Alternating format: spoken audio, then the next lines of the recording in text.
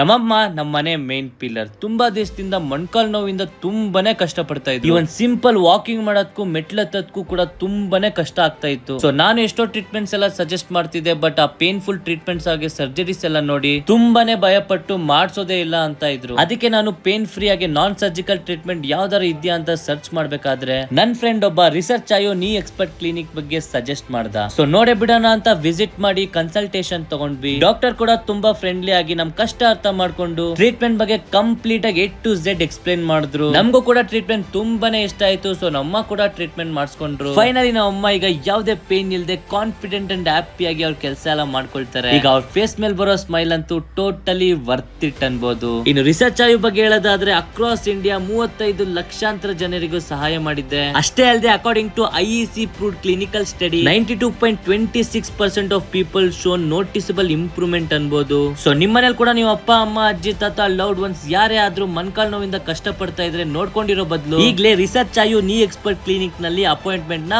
Book ಮಾಡ್ಕೊಳ್ಳಿ.